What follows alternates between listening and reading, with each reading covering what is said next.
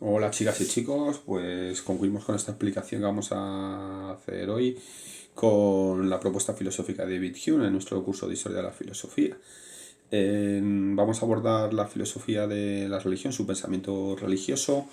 Tiene una gran repercusión en la vida personal de Hume. Él es conocido como Hume el ateo y el hecho de sostener esta postura, aunque no lo diga él explícitamente, ¿no?, en sus textos, pero bueno, con abocarse al ateísmo, le va a generar determinados problemas hasta el punto de que no va a impartir, no va a poder acceder a una cátedra, ¿no?, en la Universidad de Edimburgo ni a la de Glasgow debido a esta postura, ¿no?, no religiosa, ¿no?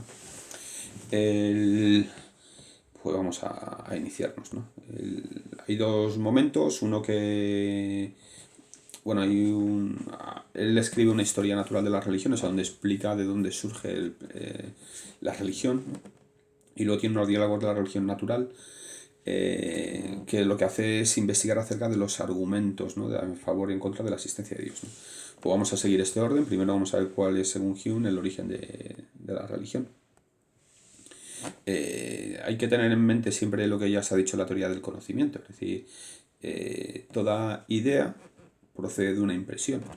Si nosotros no podemos establecer cuál es la impresión correspondiente a la idea que tenemos, esa idea de dónde ha surgido, porque no tenemos legitimidad para tenerla, porque no deriva de la experiencia, ¿no? Si nosotros hablamos de la idea de Dios, tenemos la idea de Dios, pero ¿de dónde deriva? De la impresión de Dios. Hemos experimentado alguno a Dios, le hemos visto, le hemos tocado, le hemos escuchado, ¿no? Entonces, si no tenemos esa impresión de Dios, ¿de dónde deriva, no?, lo religioso, ¿no? Y entonces, igual que en el emotivismo, habíamos visto que la moral se funda en la emoción, pues aquí en lo religioso también. Todo se va a fundar en la emoción y el sentimiento, ¿de acuerdo? Bueno, vamos a iniciar la exposición. El origen del sentimiento religioso, ¿dónde está? Dice Hume, en el terror a la muerte, en la infelicidad de los malvados, porque esperamos que los que sean malos sean castigados y los que sean buenos, pues, sean premiados con la felicidad, ¿de acuerdo?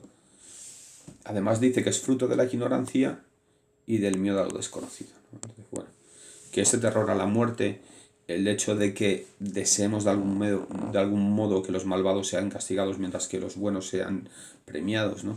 Que ignoramos realmente, o somos ignorantes, ¿no?, y que desconocemos muchas cosas y que tenemos miedo a lo desconocido, genera el sentimiento de lo religioso, ¿de acuerdo? Pero el sentimiento de lo religioso, fijaros que está en lo emotivo también, ¿no? Por lo tanto, los sentimientos dan lugar al pensamiento religioso y el pensamiento religioso se funda en sentimientos y emociones como el miedo y el terror, ¿de acuerdo? También y el deseo de felicidad, pero el miedo y el terror. Que se funden en el miedo y en el terror es importante, ¿de acuerdo? Él establece una historia de las religiones, ¿no? Dice, bueno, este sentimiento religioso primero aparece en forma de politeísmo, hay distintas divinidades, cada uno en función de aquello a lo que nos dediquemos, pues damos más importancia a una divinidad o a otra, ¿no?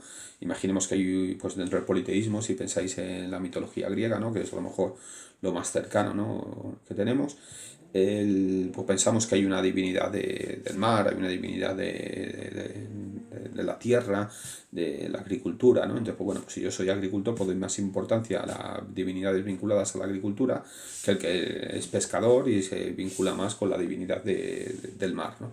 ¿Qué es lo que ocurre? Que como yo doy más importancia a una divinidad que a otras, al final considero que mi divinidad es la legítima, mientras que las demás son heréticas, falsas o son impostores, ¿no? Y entonces del politeísmo se llega al monoteísmo. El monoteísmo, como se funda el sentimiento religioso en sentimientos como el miedo y el terror, lo que deriva es en la intolerancia, porque yo lo que hago es afirmar que el pescador que está adorando a Poseidón, que es el dios de los mares, pues está realizando un acto pagano, herético, y está ofendiendo a mi divinidad, y entonces lo que desemboca al final, esta intolerancia, es en las guerras, ¿de acuerdo? Entonces lo que hace David Hume es fundamentar el origen del sentimiento religioso en una emoción, en un sentimiento, pero esas emociones y sentimientos nos llevan a la intolerancia que desencadenan guerras, ¿de acuerdo? Pensar también en esa época en la que está viviendo David Hume. Recuerda que su fecha de nacimiento, 1711, fallece en 1776. y que pues han tenido en la historia reciente, ¿no? Pues acontecimientos vinculados pues a estos conflictos en donde la religión tenía un gran peso, ¿no? Inclusive todavía en esa Europa, ¿no? En donde ya se había producido la reforma protestante, seguía existiendo esos conflictos, ¿no? Entre confesiones religiosas. Ese sería el origen de la religión, ¿de acuerdo? Y ahora tenemos que abordar la existencia de Dios. La existencia de Dios, primero, lo que ya he comentado antes, Dios es una idea. ¿De qué impresión deriva? De ninguna. Entonces, eso es lo problemático para Hume. ¿Por qué? Porque la existencia, estamos haciendo referencia a la realidad exterior. Por lo tanto, no corresponde de los tipos de conocimiento recordar relaciones de ideas y cuestiones de hecho. La existencia de Dios no es una relación de ideas que podamos resolver por el criterio o por el principio, perdón, de no contradicción, sino que es una cuestión de hecho. Por lo tanto, es materia de hecho. Y por lo tanto no es algo que haya que demostrar, es algo que hay que probar. Hay que probar que Dios existe, no demostrarlo. Porque no se trata de relacionar ideas, sino de cuestiones de hecho. Por lo tanto, hay que ir a la experiencia a probar que Dios existe. ¿Cuál es el problema? De que no tenemos impresión de la que se derive esa existencia de Dios. No hay esa prueba, no existe, ¿no? Entonces lo que hace es una crítica de los argumentos a favor de la existencia de Dios, ¿de acuerdo? Recordar aquí siempre también la teoría del conocimiento, porque es lo que está en el trasfondo, ¿de acuerdo? Esa parte de la filosofía crítica me refiero fundamentalmente, ¿no? Con la que criticaba la causalidad, la necesidad, la sustancia, ¿de acuerdo? Entonces, el argumento ontológico que habíamos visto de Anselmo de Canterbury, que recuperaba a Descartes, ¿no? Y que podía, y bueno, y que se resumía en que cuando pienso a Dios lo pienso como el ser más perfecto que soy capaz de pensar o de concebir, y por lo tanto lo pienso existiendo, ¿no? Porque si no lo pensara existiendo, alguien me podría decir, pues yo soy capaz de concebir y de pensar un ser más perfecto del tuyo, que es el que tiene las mismas cualidades más la existencia, ¿no? Entonces, de la mera definición de Dios se seguía la necesidad de la existencia de Dios. ¿Cuál es el problema aquí ya? Que Hume ha criticado la concepción de la necesidad. Luego, además, como es una cuestión de hecho, habíamos visto que es un ámbito de lo probable y que no se sigue por el principio de contradicción. Por lo tanto, lo contrario de lo que es posible. ¿Esto qué implica? Implica que lo que se piensa existiendo se puede pensar también como no existiendo. Es decir, este argumento no demuestra nada al final, y mucho menos lo prueba. Es decir, que tú piensas a Dios existiendo, ¿vale? Pero que tú pienses a Dios existiendo no se sigue necesariamente que Dios exista, porque no hay necesidad. Eso primero, no podemos extrapolar nuestras ideas a la realidad exterior, y luego además lo contrario de lo que es posible. Por lo tanto, si es posible que yo piense a Dios existiendo, también es posible que piense a Dios no existiendo. El argumento teleológico, que este era la quinta vía atomista, si recordáis, entre otros lugares aparece ahí, en donde todos los seres tienden a un fin, y ese fin ha sido establecido por Dios en cada uno de los seres en el acto de la creación o en algún otro momento, ¿de acuerdo? ¿Esto en qué se basa? Pues se basa en la causalidad. Pero como hemos criticado la idea de causalidad, no hay causalidad, no podemos establecer esa relación de causalidad que lleva a esa finalidad y a ese gobierno del mundo. Por lo tanto, el argumento teleológico también pierde fuerza. También estaba el argumento cosmológico. La realidad está ordenada y esa ordenación presupone una causa que ha generado ese orden inteligible que nosotros podemos conocer, pero otra vez estamos estableciendo una relación de causa y efecto. Y esa relación de causalidad no existe, ni de necesidad.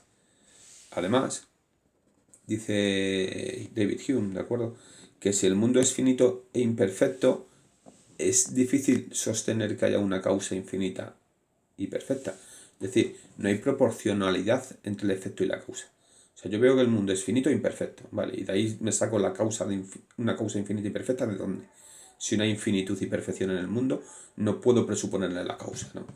Además de que siempre recordar que la causa de por sí la negamos, la criticamos, ¿no? Eso es lo fundamental. Y luego existiría también el argumento moral. El argumento moral se versaría sobre la bondad del mundo. Pero claro, es que, dice David Hume, pero ¿cómo vamos a sostener el argumento moral si el mal existe en el mundo, más en los tiempos que corremos del COVID, ¿no? y de pandemias, ¿no? Y de la gran pandemia de la humanidad que es el hambre, ¿no? Y del desastre ecológico que estamos viviendo? Es decir, El mal existe, es innegable. Es decir, no podremos sostener el argumento moral como prueba de la existencia de Dios. Es decir, Dios existe porque en el mundo existe el bien. ¿Dónde, no? ¿Qué es lo que ocurre? Que Hume lo que se aboca es al agnosticismo, ¿de acuerdo? ¿Qué es el agnosticismo? El agnosticismo, ¿no? Vendría de agnosis. Los gnósticos es una corriente de pensamiento medieval, ¿no? Que tiene que ver con lo divino también, pero en gnosis entenderlo como conocimiento. Y como tenemos la privativa griega, es la imposibilidad del conocimiento en torno a Dios, ¿de acuerdo? Entonces esto es a lo que aboca la filosofía de Hume, pero está ahí ya como germinando, ¿no? Una tendencia fuerte hacia el ateísmo, ¿no? Pero bueno, que él dice que no podemos saber si Dios existe, pero tampoco podemos probar que no existe, claro, o sea, siendo consecuente con su pensamiento. De ahí lo que llega a afirmar es que Dios es más objeto de culto en el templo, en las iglesias, que de discusión en las escuelas, ¿no? ¿Por qué? Porque no se puede establecer un discurso racional acerca de Dios. No es posible demostrar la existencia de Dios. Es decir, entonces, pues bueno, pues es una cuestión de culto. Y nada, pues muchas gracias por vuestra atención. Eso es el final de mi propuesta acerca de David Hume. Espero haber sido claro, haber sido útil. Cualquier duda que tengáis, plantearla en clase, consultar los apuntes y nada, nos vemos en el aula a ver si con regularidad. Un saludo, chicas y chicos.